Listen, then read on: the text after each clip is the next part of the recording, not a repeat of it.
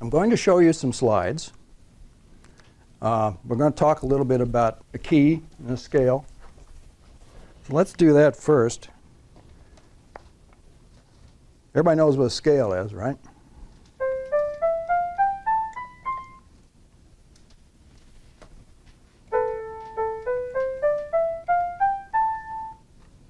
Those sound the same?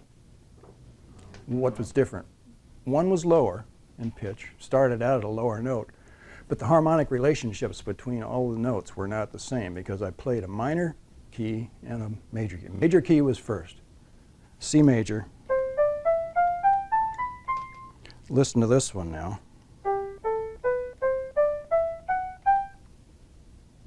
The relationships of the notes were the same in the one before and that one. It just started at a lower note. One was the key of C, the first one. The second one was the key of G. The important thing is the relationships between the notes were the same. So start learning to think. They all start at do, re, mi, fa, sol, la. Remember those from school? La, ti, do, back to do. And let's start learning to think in terms of do, re, mi, fa, sol, la, ti, do. Because it'll make your life a lot easier when you're sorting out a music box. Chords you find on a music box mostly are the major chord. That's a C major chord. It's also a C major chord, just adds the C above, so it's 4 notes instead of 3. And you'll find that chord frequently on the music box, the major chord, and it'll be spread across a lot of octaves. Here's a minor chord. Hear the difference? There's a major chord, there's a minor chord. Another chord you'll encounter is a diminished or dominant 7th, which is a G, B, D, F. Sounds a little unresolved, doesn't it? Usually this will be the chord just before the end of a song. Usually, not always. And there's the end of the song, the major, back to the major chord. Now you gotta start learning to listen to a little music. I'm not a musician. I'm not an Elton Norwood. Elton was a consummate musician and a very capable restorer. Marvelous combination to have. My ear isn't like Elton Norwood's. But I've, with the help of the people who have gone before me, we've developed some techniques to help us analyze what it is we have when we listen to a comb which is tuned or out of tune, and I record the tuning for every comb that comes through my shop. And I'm sure Dave and Carol do the same thing. And I may or may not make some changes to the tuning, but I want to know what it is when I got it. And if accidents do happen, well, you can get back to where it was. I record it first without any cleaning, just to take the comb off the box and record it. So I'm recording dirt and all in the whole business. I'll make notes about whether there's missing damper wires, missing damper pins on each note. And let me go into that. I'll show you how that's done. So you have the lights, and I can find my slide projector.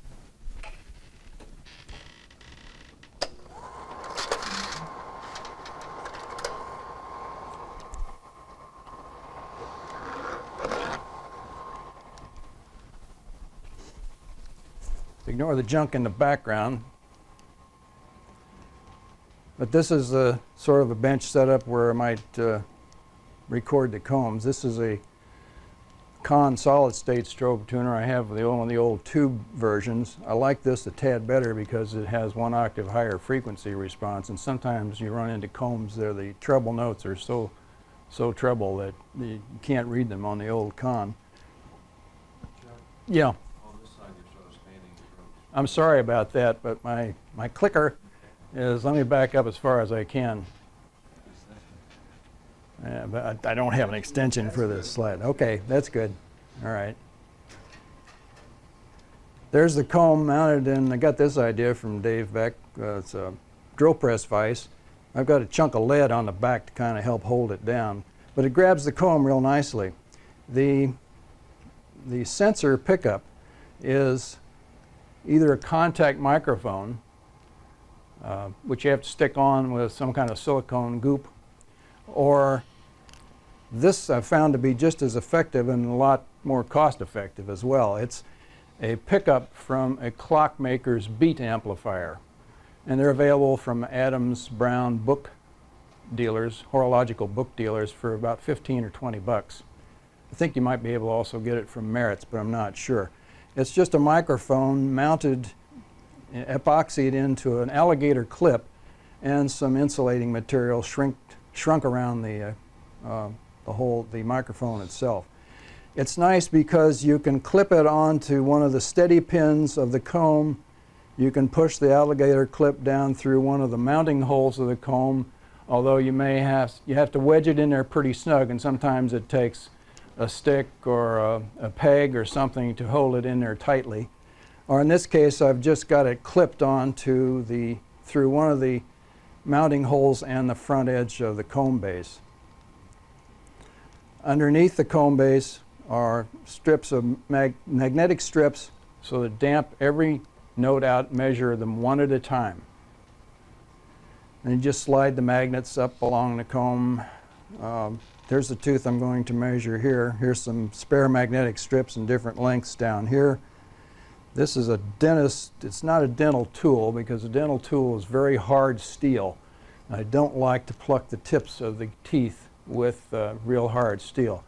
This is a dentist's mirror that has had the mirror broken off, and it's just the soft metal support for the mirror. It is steel, but it's very, very soft. And brass would be better, but I haven't quite doped out the threading arrangement in here. It's some odd thread, metric. And eventually I'll make a little brass pluck for that, because it'd be nicer to pluck the teeth with the brass. The data is recorded in a notebook. I'll show you a close-up of that in a minute.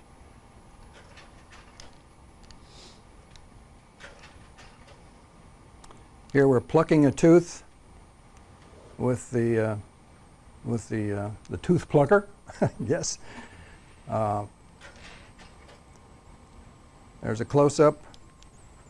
There's the right on the end of the tip. The comb is upside down. I've marked the underside of the comb every 10th and every 5th note. Mark one direction with the fifth note, so 10, 15, 20, 25 are all noted under there. It makes it easy to determine which tooth number you're working on.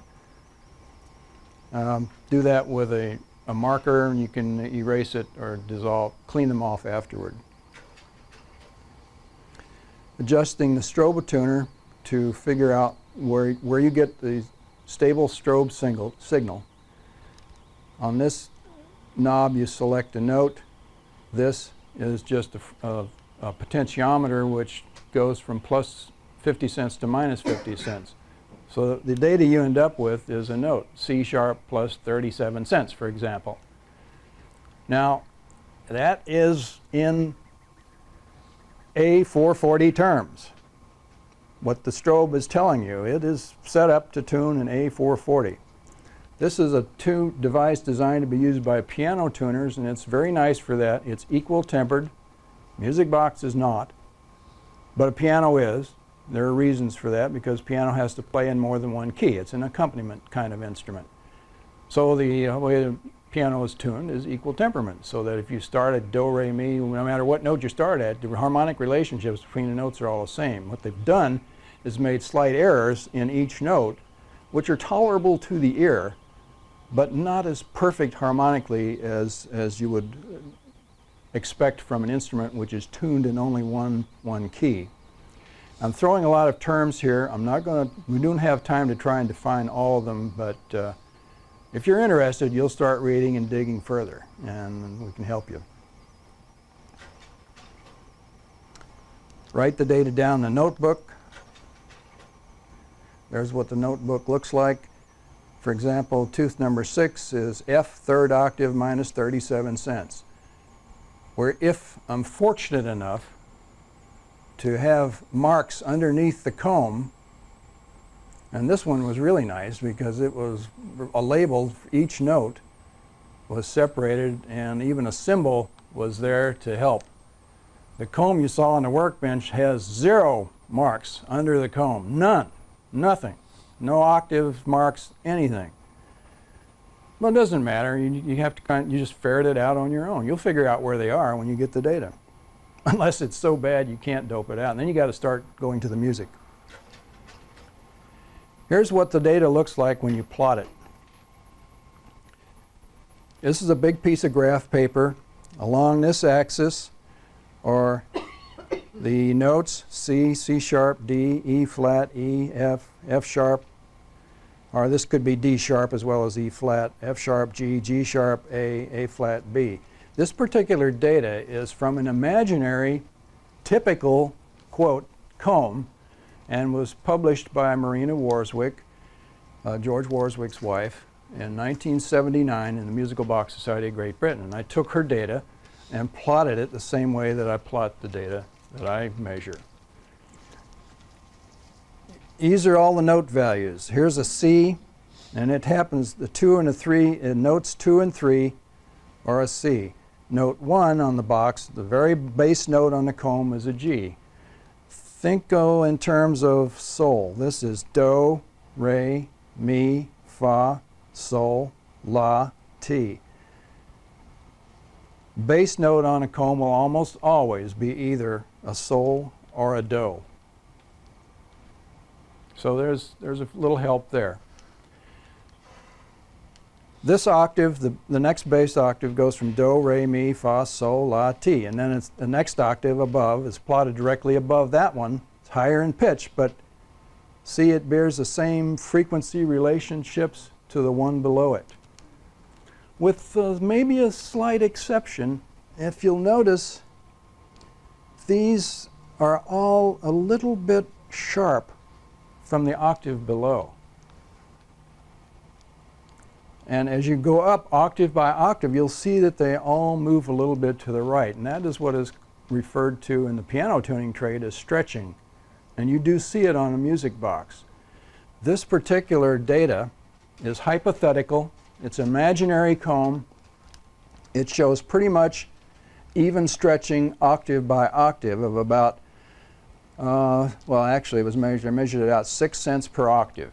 So each octave is each note in an octave is 6 cents higher, sharper, than the octave below it.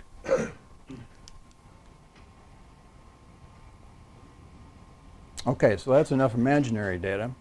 This is what stretching looks like if you just drew straight lines up and down the chart, and you can do that on your charts, or you can take one like this and slide it underneath. This is sort of tracing paper, which I have up here on the table if you want to look later. You can slide this underneath so you can get it lined up with the notes. This one I've made is 14 cents per octave. Not an unusual amount of stretching, although I seldom find anymore the data I've measured does not run from bass to treble that smoothly, and I'll show you the data for that in just a second.